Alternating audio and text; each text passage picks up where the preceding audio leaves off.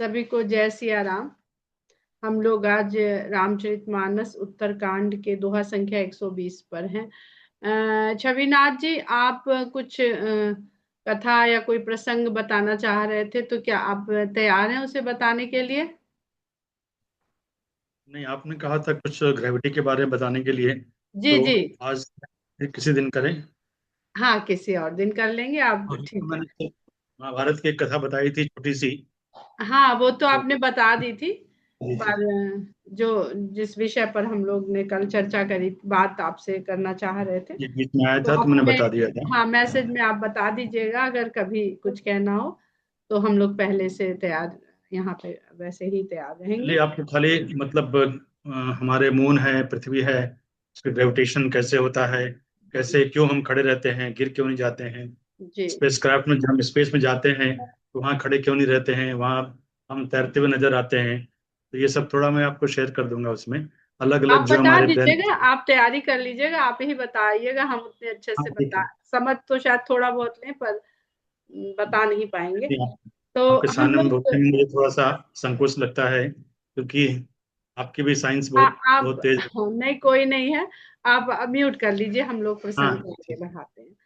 तो दोहा है कि ब्रह्म पयोनिधि मंदर, ज्ञान संत सुर आहि, कथा सुधा मथि काढ़हि, भगति मधुरता जाहि। एक एक शब्द को समझने वाला है। यूं तो पूरे मानस में ही एक एक शब्द को समझने वाला है, पर उत्तरकांड में ये कठिनता, ये मर्म जो है वो और गहरा हो जाता है। तो कहते हैं काकभूषुंड जी, पहले एक चौपाई और पढ़ लेते हैं। अस विचार जोई कर सतसंगा, राम भगत इत्ते सुलभ विहंगा। ऐसा विचार करके जो लोग सत्संग करते हैं, उनको ही राम की भक्ति सुलभ होती है। आगे दोहे में कहते हैं कि ब्रह्म पयोनिधि, ब्रह्म समुद्र के समान है।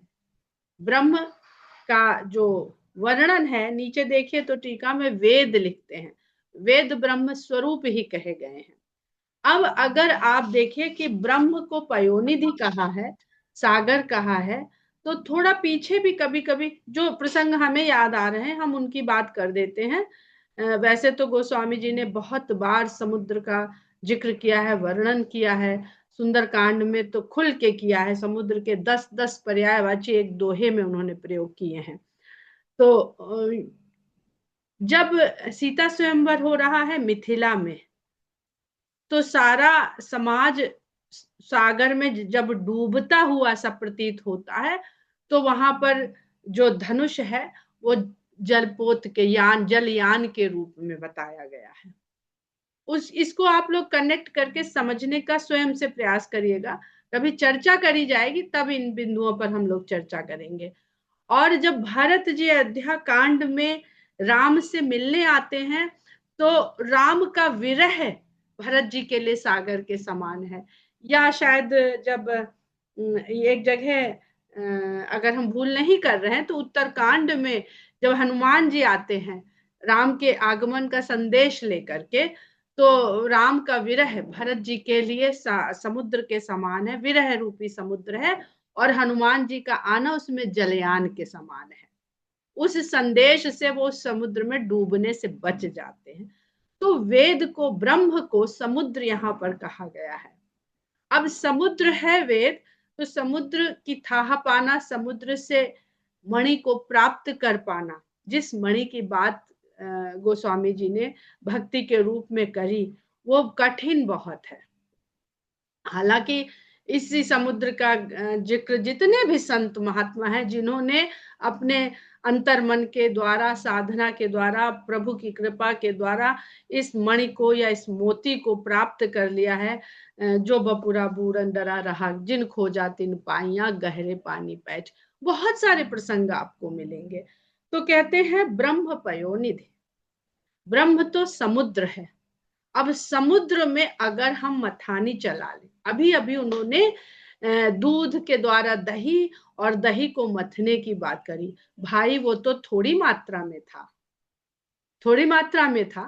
दूध हमारे पास सीमित था, जितना हमारी गाय ने दे दिया, उससे जो दही हमने जमा लिया उसको मथा, तो वो तो फिर भी एक मटकी में आ गया था। पर ये जो ब्रह्म है ये किसी मटकी में कहाँ समाएगा? वो तो अनंत सागर है, अनादि अनंत कहा गया है ब्रह्म को। तो उसकी तुलना करने के लिए गोस्वामी जी समुद्र पयोनिधि, पाया ही तो दूध को भी कहा गया है, पाया दूध को भी कहा गया जो हमें गाय से प्राप्त होता है। और भगवान क्षीर सागर में रहते हैं, तो क्षीर जो है वो दूध है, खीर तो बाद में बनता है जब उसमें डाल दिया जाता है चावल, पर जो क्षीर सागर का तात्पर्य है वो दुग्ध सागर से ही है। अब इस समुद्र में से ब्रह्म को पाया कैसे जाए? तो अगर हम उस दूध के भीतर जो घी है, जिससे हम ज्ञान का दीपक जलाएंगे, तो भक्ति तो और कठिन लग रही है यहाँ पर। वहां तो फिर भी सीमित था, कोई ग्रंथ था, कोई गुरु था, कोई हमारी बुद्धि के अंदर क्षमता थी, हमने समय दिया, हमने साधना किया। लो जी, यहाँ तो भक्ति को इन्होंने भक्ति की प्राप्ति के लिए पयोनिधि कह दिया। लेकिन वो सरल कैसे होता है? क्योंकि ऊपर वो कह चुके हैं राम भगत तेहि सुलभ विहंगा, तो कहते मंदर ज्ञान संत सुर आहे। तो जो ज्ञान है वो मंदराचल पर्वत है। ज्ञान तो मिल गया, पर उस ज्ञान से धीरे धीरे मथिए स्वयं के अंतर मन के सागर को। उसको मथने के लिए जैसे समुद्र मंथन में समुद्र है, उस पर मंदराचल पर्वत को मथानी बनाया गया और वासुकी नाग को रस्सी बनाया गया। वही पूरा प्रसंग जो अभी आप लोगों ने पढ़ा, उसको समुद्र, यहाँ गोस्वामी जी ने उसकी विस्तार से चर्चा नहीं करी। आप लोग इस मर्म तक पहुंचना चाहते हैं तो तुलनात्मक नोट्स बना करके उसका अध्ययन करके उसको समझ सकते हैं, पा सकते हैं। क्योंकि गोस्वामी जी का कहना जो चीज सरल है उसकी तुलना करके हम वही समय क्यों दे? हम अभी देखो चुटकियों का बताते हैं ना, शॉर्टकट। तो जो सुर और असुर उसको पकड़ते हैं ना एक तरफ, तो जो संत है वो देवता है। कथा सुधा मथ काढ़ी, अब मथेंगे तो कुछ तो काढ़ना मतलब मक्खन निकलेगा।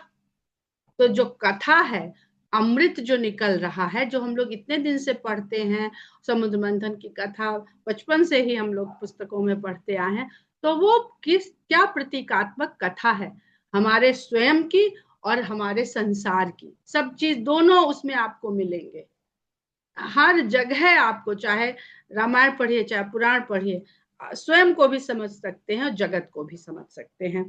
तो जो काढ़ने मथने से जो कथा मिलती है वही अमृत है। वहां तो नवनीत निकल रहा था, यहाँ सीधे सीधे अमृत निकलता है। तो प्रोसेस छोटा हुआ कि नहीं हुआ? कथा के द्वारा अमृत निकलता है, और इस अमृत से अगर मधुरता आपको मिली, प्राप्त हुई, आपने अनुभव करी, तो वो भक्त ही उस अमृत की मधुरता है। नहीं तो रख दिया भर के कि जब जरूरत होगी तब पी लेंगे, तब देखेंगे, तो पता ही नहीं चला कि अमृत का स्वाद चखना, अमृत का, या देवासुर संग्राम होना, सब प्रसंग इससे आप जोड़ के जिस समय समझने लगेंगे, सब पढ़ते खुलती चली जाएंगी। विरत चर्म अस ज्ञान मद लोभ मोह रिपुमान, और युद्ध भी हुआ उस अमृत के लिए। तो अंतर मन में युद्ध चलने लगा। संत तो सुर बन करके उसको हम मथ रहे हैं और हम सुन रहे हैं। श्रवणामृत कहा जाता है ना, श्रवणामृत, सुन करके अमृत का रसपान करना। लेकिन भीतर तो हमारे सुर और असुर दोनों बसे हुए। विरति चर्म अस ज्ञान मद लोभ मोह रिपुमारी, जय पाई सो हरि भगति देखु खगेश विचार। कथा भी सुन ली, अमृत भी सामने आ गया, अमृत भी आ गया। अब मधुरता, तो मधुरता जब अमृत पी लेंगे तभी तो अजर अमर विजयी, विजयी होना। तो वैराग्य रूपी चर्म यानी ढाल, ढाल जो लीजिए वो वैराग्य की लीजिए। अगर थोड़ा थोड़ा धीरे धीरे क्या वैराग्य आना शुरू हुआ है, वो कहते ना स्लो स्लो असर होता है भक्ति का। भक्ति रूपी जो औषधि है, जो भीतर जा रहा है अमृत, बहुत धीरे काम करता है, क्योंकि हमारे भीतर दोषों का समुद्र भरा पड़ा है। तो जैसे जैसे भक्ति रस का उसमें असर होएगा, एक एक दोष एक एक कटेगा। तो अगर जरा बहुत वैराग्य हमारे भीतर उत्पन्न हो रहा है, तो वैराग्य रूपी ढाल लेनी पड़ती है। और ज्ञान की तलवार, ज्ञान है, ज्ञान रूपी तलवार। ज्ञान बहुत है, बहुत ज्ञान है, लेकिन मद लोभ मोह ये शत्रु भी तो हैं। और तलवार हम म्यान में डाले बैठे हैं, उस तलवार का प्रयोग नहीं कर रहे हैं। ज्ञान बहुत है, उस ज्ञान का प्रयोग करके हम लोभ मोह और रूपी शत्रुओं से छुटकारा नहीं पा रहे हैं। तो ऐसी तलवार का क्या फायदा है? ज्ञान रूपी तलवार से फिर लोभ और मोह जैसे शत्रुओं को मारे। पूरा लंका कांड आपको इसमें मिल जाएगा कि लंका कांड में जो युद्ध हुआ है उसका मर्म क्या है, किसको भगवान राम मार रहे हैं। और बड़ी सुंदर बात है कि तलवार हाथ में होती है, ज्ञान रूपी तलवार हमारे हाथ में, हम ही चलाएंगे तो मारेंगे। और जब हमारे पास होएगा शत्रु तभी हम मारेंगे। भगवान धनुर्धर है। धनुष की ये जो धनुर्विद्या है, धनुर्विद्या यानी वेद है, धनुर्वेद है पूरा। तो धनुर्विद्या में जो पारंगत है वो शब्द भेदी बाण भी चला लेता है, चाहे कितनी दूर हो वहां से वो मार सकता है। तो भगवान धनुर्धर है, तलवार नहीं धारण करते हैं। वो कहीं से भी हमारे भीतर के, अगर हम भक्त हो गए तो, अभी हम वहां पहुंचे नहीं, तो पहले तो हमें अपने ज्ञान रूपी तलवार से थोड़े थोड़े जो शत्रु दिख रहे हैं, दिखे तो पहले उनको हम मारना शुरू करें। जय पाई, और जो इनसे जीतता है लोभ और मोह से, वो हरि भक्ति उसको मिलती है। देखो खगेश विचार। अब वो जब वो कह रहे हैं देखो खगेश विचार, तो काकभूषुंड जी ने इतना ही कह दिया, विचार तुम करो और लगाओ। जिस तरह से भी इसको आप अप्लाई कर सकते हो, समझो इस बात को, क्योंकि ये समझाने की नहीं, ये स्वयं समझने की बात है। तो जो वो कह रहे हैं वही हम भी कह देते हैं कि देखो खगेश विचार। इस पर आप लोग विचार अवश्य करिए कि थोड़ा बहुत लोभ और मोह हम मार पाए कि नहीं। राम कथा रूपी जो ज्ञान हमने पाया, हमें थोड़ा बहुत वैराग्य हमने ओढ़ा। देखिए चर्म ऐसे वैराग्य ले लेंगे ना, तो लोभ रूपी जब आएगा तो उससे रोक लेंगे, हमें ललचवा नहीं पाएगा। मोह से भी हमारी रक्षा करेगा। जो बाण चल रहे हैं ये दूसरे, तो इसको रोकने के लिए हमारे पास तलवार और ढाल, ये दो हमेशा साथ रखे जाते हैं। खाली तलवार से काम नहीं चलता, क्योंकि सामने वाले के पास पता नहीं कौन से अस्त्र शस्त्र हो, तो तलवार के साथ ढाल जरूर होती है। पुनि सप्रेम बोले खगराऊ, जो कृपाल मोहि ऊपर भाऊ, नाथ मोहि निज सेवक जानी, सप्त प्रश्न मम कहूं बखानी। कहते हैं अब गरुड़ जी का जो मन है वो भर ही नहीं रहा है। अभी तो बड़ी सरल बात बताई, फिर कुछ बता देते, फिर कुछ बता देते, और हर बात में सत्संग की बात कह देते हैं। तो कहते हैं बड़े प्रेम से खगराज गरुड़ जी कहते हैं कि जो कृपाल मोहि ऊपर भाऊ, हे कृपालु, अगर आपका मेरे ऊपर भाव है, प्रेम रूपी भाव है, तो आप मुझे अपना सेवक जान करके 7 प्रश्न और बता दीजिए। अब सप्त प्रश्न मम कहो बखानी, तो भवानी ने भी भगवान शंकर से प्रश्न पूछे थे, और उस प्रश्न के साथ राम कथा आरंभ हुई थी। पहले अवतार के कारण पूछे थे उन्होंने, तो भगवान ने अवतार के कारण बताए थे, उसके बाद उन्होंने अवतार की कथा कही थी। हम लोग अपने जन्म को जानते हैं, अपने जन्म के कारण को नहीं जानते। कोई नहीं जानता है और न जान सकता है। तो कहते हैं कि 7 प्रश्न और मुझे बखान कर दीजिए। तो 7 प्रश्न, अभी 7 कांड, वहां प्रश्न यहाँ प्रश्न, तो देखिए गिनिएगा, माता पार्वती ने भी 7 प्रश्न किए हैं। प्रथम ही कहो नाथ मति धीरा, सब ते दुर्लभ कवन शरीरा, बड़ दुख कवन कवन सुख भारी, सो संक्षेप ही कहु बिचारी, संत असंत मरम तुम जानहु, तिनकर सहज स्वभाव बखानहु, कवन पुण्य श्रुति विदित विशाला, कहु कवन अघ परम कराला, मानस रोग कहु समुझाई, तुम सर्वज्ञ कृपा अधिकारी। तो कौन कौन सी उन्होंने प्रश्न पूछ लिए, तो गिनिएगा आप लोग कि कितने प्रश्न पूछे। कहते हैं सबसे पहले तो मुझे हे मत धीर, हे धीर बुद्धि वाले, क्योंकि प्रश्न पे प्रश्न किए जा रहा है, तो धीर बुद्धि नहीं होगी तो जो काकभूषण जी वक्ता के स्थान पे बैठे हैं वो कह देंगे अब तुम्हारे तो प्रश्न ही नहीं खत्म हो रहे, जाओ तुम यहाँ से भागो, अब नहीं बताएंगे, पहले जितना बताया उसे समझ के आओ। लेकिन वो मति धीर हैं, उनसे जितना भी प्रश्न करेंगे वो धैर्य के साथ सुनेंगे और धैर्य के साथ बताएंगे भी। सबसे दुर्लभ कौन सा शरीर है और कौन सा दुख इस संसार में, शरीर मिल गया, संस्कृति जन्म से आ गया मृत्यु से चला जाएगा, इसी को संस्कृति कहते हैं। तो इस बीच में कौन किसको हम दुख समझे और किसको सुख समझे, बहुत सुंदर प्रसंग है। सो संक्षेप करो कहो बिचारी, उसको संक्षेप में बता दीजिए, दुख सुख की बात जल्दी समझ में आ जाती है, उसे भी संक्षेप में बता दीजिए। और बार बार आप संतों की संगत सत्संग सब बार बार कहने के संतों से ही मिलेगा। तो संत असंत का मर्म तो आप जानते हैं, उनका सहज स्वभाव भी बखान कर दीजिए, क्योंकि मर्म को जानने से पहले ऊपरी स्वभाव पहले दिखता है, मर्म तो तब दिखेगा जब हम संत के निकट हो जाएंगे। तो कहते तिनकर सहज स्वभाव बखान, आसानी से जो हमें स्वभाव दिख जाता है उसको बखान कर दीजिए। तो ऐसा ना हो कि समय तो दे दिया और जब उसके निकट पहुंचे, मर्म जानने को पहुंचे, तो पता चला हम तो संत के बजाय असंत के पास पहुंच गए। तो इसलिए स्वभाव बता दीजिए। कवन पुण्य श्रुति विदित विशाला, वेदों में किस पुण्य को सबसे विशाल बताया गया है, जो संसार में विदित है, जग विदित है कि ये सबसे श्रेष्ठ पुण्य कर्म है।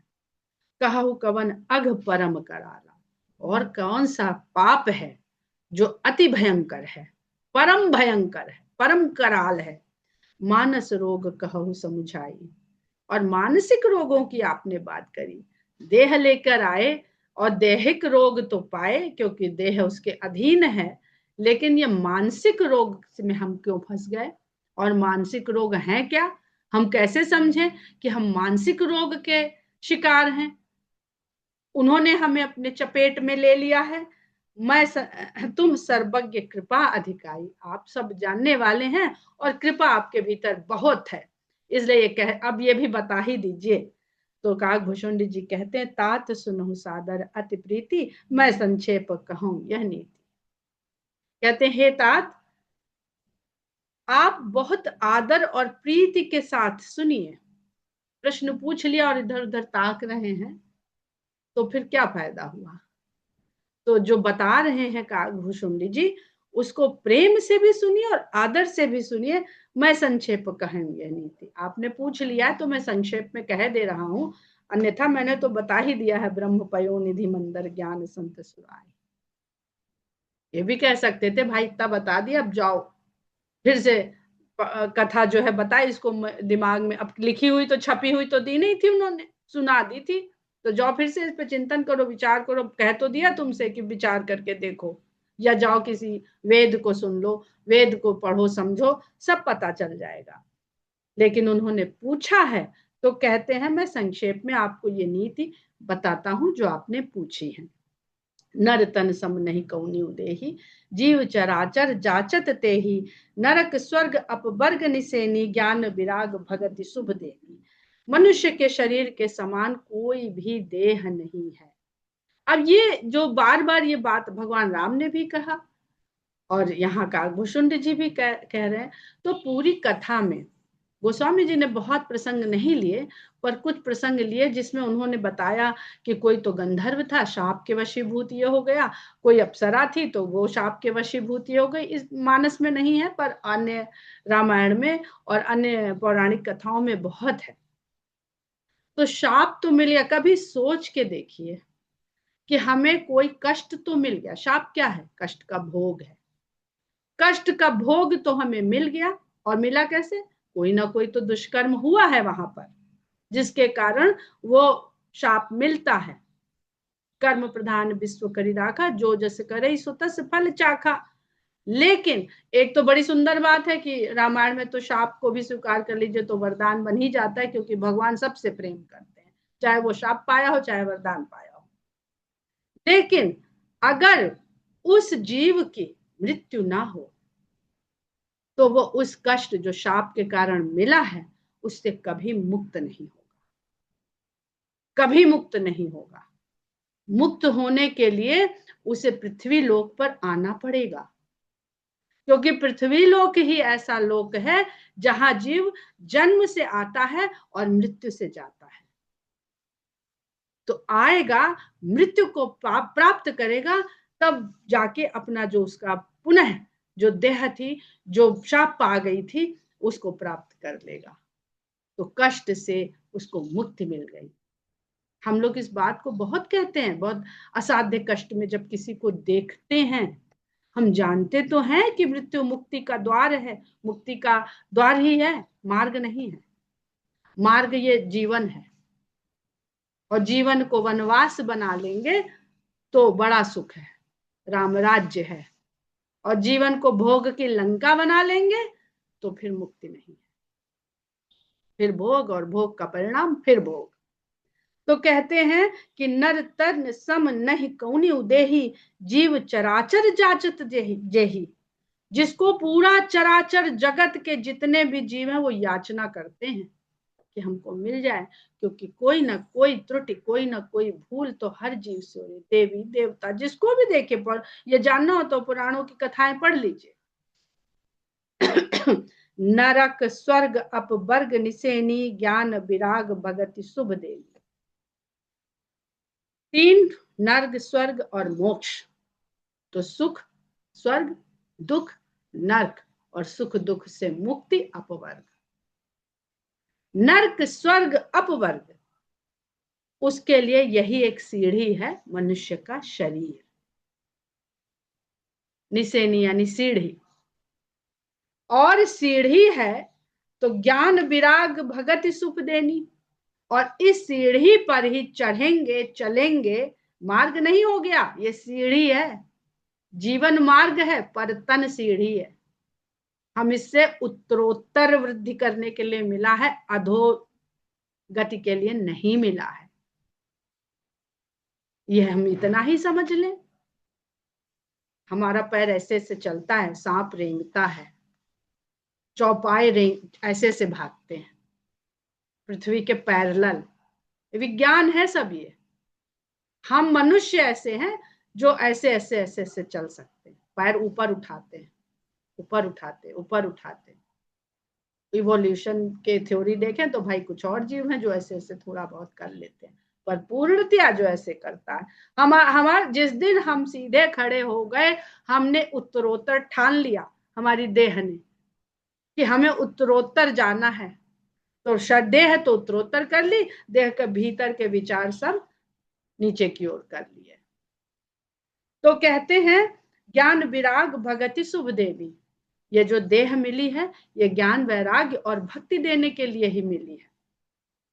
ज्ञान विराग भक्ति, राम लक्ष्मण सीता वनवास में पर्णकुटी में विराजमान है, जैसे ज्ञान भक्ति और वैराग्य विराजमान है। सब कुछ मिल जाएगा, जिस कांड में जाएंगे आपको याद आएगा, सब कुछ इसमें जो लिखा है पीछे मिलता जाएगा। सो तनु धरि हरि भजहि न जे नर हो ही विषय रत मंद मंद। ऐसा शरीर पा करके जो नर भगवान को न भजें और विषय में लग करके नीचे नीचे नीचे और नीचे गिरते रहे। कांच किरिच बदलेते लेही, करते डारी परस मणि देही। वो पारस मणि जो हाथ में, अब देखिए चिंतामणि राम का नाम है, लेकिन पारसमणि देह है। एक एक एक एक शब्द को जोड़ के देखिए, देह हमारी पारसमणि है और राम का नाम, राम की भक्ति चिंतामणि है। तो हम उसको तो फेंक देते हैं और उसके बदले में बढ़िया कटिंगदार कांच ले लेते हैं, जो जरा से प्रकाश पड़ा और चमकने लगा, लेकिन अंधकार हुआ तो चमक खत्म। मणि तो अंधकार में चपकती है। कहते हैं सर्प अपनी मणि को निकाल के रखता है और उसके प्रकाश में ओस को चाटता है। ये बहुत बड़ा अध्यात्म है। जो लोग कहते हैं ना कि ऐसा कोई सांप नहीं होता नागमणि वाला, लेकिन इस तात्पर्य को समझने की आवश्यकता है। नागमणि जो हमारी स्पाइन है वही नाग है, वो बिल्कुल सर्प के शेप में है। और मेडिकल में जो साइन बनता है वो 2 सर्पों का बनता है। और ज्ञान जो हो गया बुद्धि में, तो वो नागमणि है। ज्ञान वैराग्य के साथ, ज्ञान जो भक्ति की ओर प्रेरित है, वो ही नागमणि है। उसी को निकाल के बाहर संसार को देखते हैं और संसार में जो भगवान के नाम का, भगवान की भक्ति का रस सब जगह व्याप्त है, उसका पान करता है नागमणिधारी सर्प। यानी ऐसे ज्ञान को, ऐसी भक्ति को धारण करने वाला जीव। तो कहते हैं करते डारी परस मन देही। और पारसमणि की तो सभी जानते हैं विशेषता क्या होती है, कि जिसमें छुला दो वो सोना हो जाए। तो देह तो हमारे पास है, पर हम उसका प्रयोग नहीं करते, छोड़ देते हैं और लग जाते हैं कांच के बदले में। नहीं दरिद्र सम दुख जग माही, संत मिलन सम सुख जग नाही। और ये तो हो गया, देखिए पहला प्रश्न कि कौन सा सबते दुर्लभ कवन शरीरा। फिर पूछते हैं बड़ दुख कवन कवन सुख भारी। तो कहते हैं नहीं दरिद्र दरिद्र सम दुख जग माही और संत मिलन सम सुख जग नाही। किसी से मिलते हैं तो मन प्रसन्न होता है, किसी से मिलते हैं तो मन खिन्न हो जाता है। तो यही पहचान है। जो वाइब्स मिलना हम लोग कहते हैं ना, वाइब स्वभाव से ही मिलती है। तो जहां पर हमको प्रसन्नता का अनुभव हो रहा है, ऐसी प्रसन्नता नहीं जो क्षणिक कोई हटे, सामने से हटे तो खिन्नता की बात उसके प्रति करने लगे। तो जिससे मिलके मन प्रसन्न हो जाए वही सुख है। और दरिद्र के समान कोई दुख इस संसार में नहीं है। तो दरिद्र से अर्थ यहाँ पर कृपया करके धन से मत लगाइएगा, निर्धनता को दरिद्रता मत मानिएगा, क्योंकि गोस्वामी जी ने बार बार लिखा है कि मोह दरिद्र निकट नहीं आवा। दरिद्रता का जो वास्तविक स्वरूप है वो मोह है। कितना भी हो जाए, जिसके पास मोह हो, कितना भी हो जाए, उसका मोह बढ़ता जाता है और हो जाए। और तो दरिद्र का मतलब क्या है? और की इच्छा। और की इच्छा है तो आप दरिद्र हैं, अभी कम है आपके पास, यही तो कम है। और अगर इच्छा नहीं है, यानी हमको जो है पर्याप्त है, तो आप दरिद्र नहीं है। सीधा मतलब है। दरिद्र का मतलब ये नहीं कि हमारे अकाउंट में पैसा नहीं है, हमारी इच्छा नहीं है और प्राप्त करने की, तो हम दरिद्र नहीं है। नहीं दरिद्र सम दुख जग माही, संत मिलन सम सुख जग नाही। पर उपकार बचन मन काया, संत सहज स्वभाव खगराया। और संतों का स्वभाव जो आपने हे खगराज पूछा, बड़ी कठिन बात पूछ ली, तो उन्होंने फिर से खगराज उनको फिर जरा ध्यान इधर ले आइए। किसी का नाम ले लीजिए ना तो थोड़ा बहुत ध्यान इधर उधर जाता भी है, तो वो फिर सुनने लगता है, अच्छा मेरा नाम लेके कहा गया है। तो कहते हैं संत सहज स्वभाव खगराया। हे खगराज, संतों का स्वभाव सहज स्वभाव, जिसमें बनावटीपना नहीं। हम लोग कई स्वभाव कैरी करते हैं, घर में किसी और तरह से स्वभाव अपना प्रदर्शित करते हैं, कहीं बाजार जाते हैं और तरह से करते हैं, हाई सोसाइटी में जाते हैं तो और तरह से करते हैं। वो स्वभाव नहीं, जो सहज स्वाभाविक है वो है स्वभाव। तो कहते हैं कि वो मन वचन कर्म से केवल पर उपकार में लगा रहे। उसको चेक कर लीजिए कि ये अपने हित में लगा है कि परहित में लगा है। परहित सरिस धर्म नहीं भाई। तो जो परहित है, जब धर्म है तो धर्म का पालन करे वो संत, जो धर्म का पालन ना करे वो असंत। जगह जगह आपको इसके उदाहरण और मिल जाएंगे, बिंदु मिल जाएंगे। संत सहाहि दुख पर हित लागी, पर दुख हेतु असंत अभागी।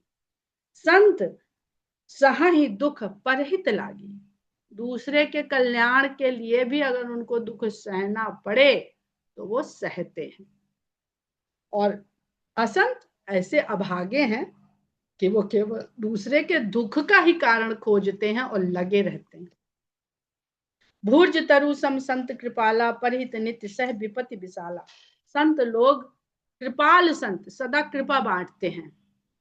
वो भोज पत्र के समान होते हैं। भोज वृक्ष का, भुर्ज वृक्ष का जो पत्ता होता है, भोज वृक्ष के समान होते हैं कि परहित, दूसरे का कल्याण करने के लिए वो बड़ी कठिन विपत्तियों को सहते रहते हैं। किस प्रकार भोज के वृक्ष से उसके पत्ते को तोड़ा जाता होगा, फिर उसे समतल किया जाता होगा, फिर उसे पेन की नोक से, उस जमाने का गोस्वामी जी ने लिखा है, जिस जमाने में भोजपत्र पे लिखा जाता था, अब आपकी त्वचा पे कोई छील छील के लिखे और आप लिखने दें, ये संभव नहीं है। तो संत इस स्वभाव का, भोज वृक्ष के समान होता है कि अपने से तोड़ भी लिया गया, जहां से जीवन ले रहा था और दे रहा था। बहुत सारे संत होते हैं ना जो अपना चले जाते हैं, हिमालय की कंदराओं में रहते हैं, कभी नहीं वहां से आते हैं, वो अपना कल्याण करते हैं, संसार का कल्याण नहीं करते। विवेकानंद की कथा पढ़िएगा तो उसमें इस तरह का बड़ा सुंदर प्रसंग है। तो कहते हैं परहित नित्य सह विपत्ति विशाला, वो नित्य ही दूसरों के कल्याण के लिए कितनी भी विपत्ति उनके ऊपर आए वो सहते हैं। और सन इव खल पर बंधन करई, खाल कढ़ाई विपत्ति सही मरई। और जो सन होता है, एक भोज वृक्ष है, सन का पेड़ है, तो सन जो है वो भी वैसे ही खींचा जाता है, वह भी वैसे ही पीटा जाता है, उसकी भी खाल उतारी जाती है, लेकिन वो दूसरे को बांधने के काम आता है। तो देखिए, यानी संत जो है, जो शास्त्र हैं जो लिखे गए संत के रूपी व्यक्ति के भीतर, वो उससे दूसरों का कल्याण करता है और अपने कष्ट को कभी नहीं वो ध्यान देता है, महसूस ही नहीं करता है। और जो असंत है वो बंधन में डालते हैं। तो संत ही मुक्ति और सुख का मार्ग है। असंत के जितनी भी संगत करेंगे वो उतना ही बंधन में डालेगा। स्वयं कष्ट सह के भी अगर आपको बंधन में डालना पड़ रहा है तो उसे बड़ा मजा आएगा। खाल कढ़ाई, खाल भी खिंचवा लेते हैं अपनी, और विपत्ति भी सहते हैं, पीटे जाते हैं और आखिर में मर जाते हैं, लेकिन वो दूसरे को बांधने का काम कर जाते हैं। खल बिनु स्वार्थ पर अपकारी, अहि मूसक एव सुन उर्गारी। जो दुष्ट लोग हैं वो दूसरे का अपकार करते हैं, बर्बादी दूसरे की करते हैं, उसमें उनको अपने स्वार्थ का कोई मतलब नहीं होता है। एक तो होते ना कि भाई अपने मतलब के लिए दूसरे का नुकसान कर दिया, ये रजोगुण के सब गुण हैं, लेकिन अपना कोई मतलब भी नहीं है, उससे लेना देना नहीं है, तो भी वो दूसरे को कैसे बर्बाद कर दें, दूसरे को कैसे नुकसान पहुंचा दें, इसमें लगे रहते हैं, जैसे सर्प और मूषक एवं सुन उर्गारी। अब ये हम लोग कल समझेंगे, क्योंकि यहाँ पे 3 शब्द बहुत सुंदर हैं।